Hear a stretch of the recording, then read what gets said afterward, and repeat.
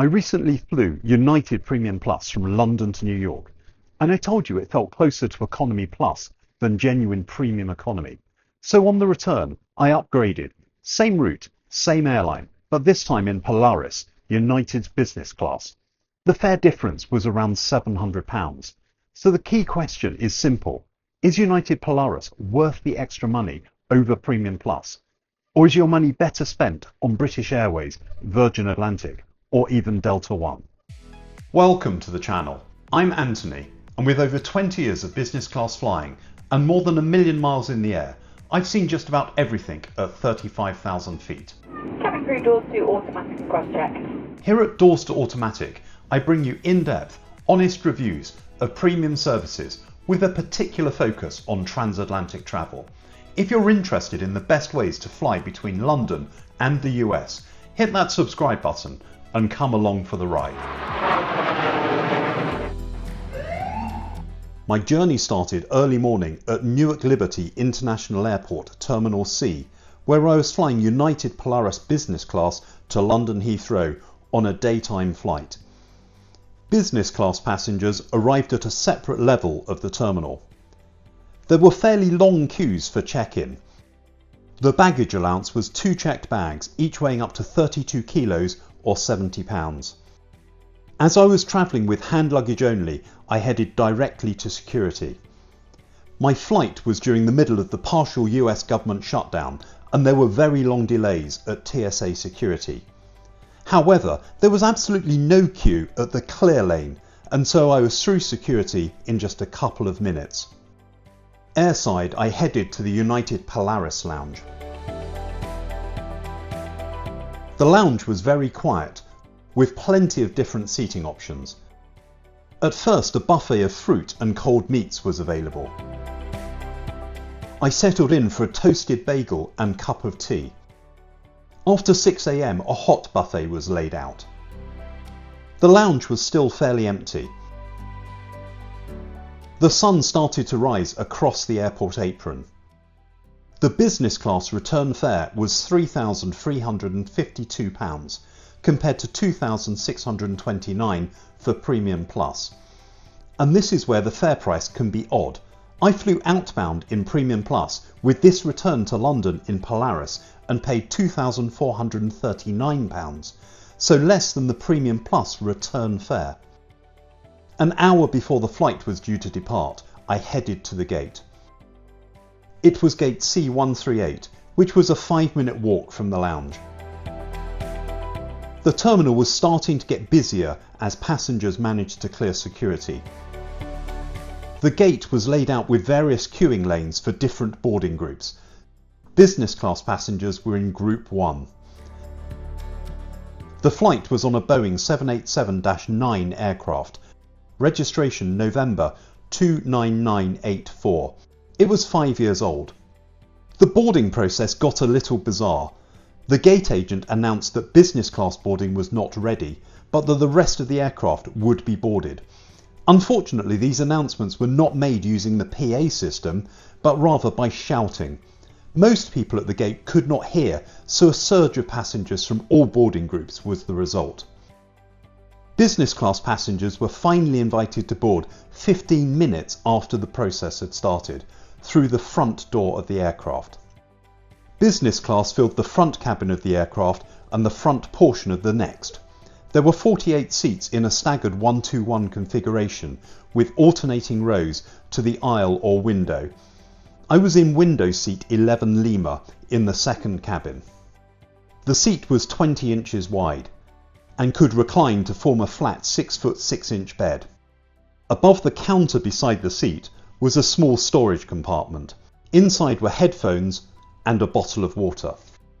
Below this was a controller for the entertainment system, a universal power socket and USB-A port. Beside the compartment was a small reading light.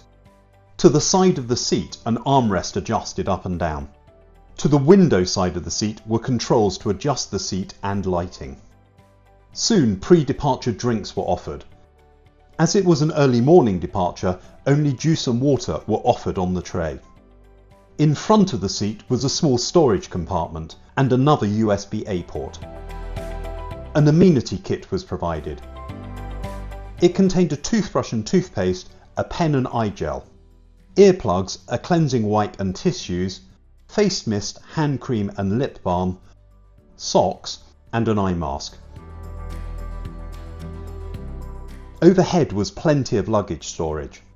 There were overhead reading lights and individual air vents. In front of the seat was a 16-inch touchscreen entertainment monitor. The seat was separated from the aisle by a narrow gap. It wasn't that easy to manoeuvre. We were delayed at the gate by about 25 minutes so that we wouldn't arrive in London ahead of our arrival slot. Soon the safety video was played. 3, 2, 1, action! Hi, and welcome. We're happy to have you aboard. We pushed back from the gate at 9:15 a.m, exactly 25 minutes behind schedule. We taxied from Terminal C to take off from runway 22 right. We arrived at the runway 16 minutes later at 9:31 a.m. If you're enjoying the review so far, there's another way you can support the channel. Over on Patreon you can join the Doors to Automatic cabin crew. For the price of an airport coffee each month, members get early access to new reviews, behind the scenes updates and the chance to help shape future trips and videos. There's a link in the description if you'd like to come on board. United flight UA934 from Newark to Heathrow had a scheduled flight time of 6 hours and 50 minutes, but our routing would mean a faster expected flight time of 5 hours and 40 minutes. A button dimmed the window shades. I checked out the entertainment system. There was an okay range of content. There were 195 movies, 133 television series and 62 audio albums and podcasts. Good quality over-ear headphones were provided. Wi-Fi was also available. It cost $13 or 1,300 United Mileage Plus points for the entire flight. Just after takeoff, there were download speeds of 48.5 megabits per second. Later in the flight, as more people started to use the service, there were download speeds of 19.6 megabits per second. Still more than enough to browse the web and social media. Soon a hot towel was provided. And then the drinks were served about 45 minutes after takeoff by a flight attendant wearing blue plastic gloves. I opted for a glass of champagne, which was served with a small bowl of nuts. The meal service began an hour and a quarter after takeoff. Main dishes could be pre-ordered. My order was confirmed by a crew member prior to takeoff. On the menu were 4 choices of main course: beef tenderloin, scrambled eggs, pancakes or a smoothie bowl. The table pulled forward from under the entertainment screen and then folded out. I was handed my meal on a tray and offered a top-up of champagne. Accompanying the meal was a selection of wines, a champagne, 2 whites, a rosé, 3 reds and a port. The average retail price per bottle was £27.75 or £25.30 if you excluded the champagne. That was a higher average than both BA Club Suite £21.67 and Virgin Upper Class £21.75 on similar routes. The meal was served with a bowl of fresh fruit, a croissant and some Greek yogurt. I opted for the cream cheese scrambled eggs, which came with pork sausage, roasty potato and tomato. Metal cutlery was provided, alongside a linen napkin. The scrambled eggs were okay, but could have benefited from some sauce.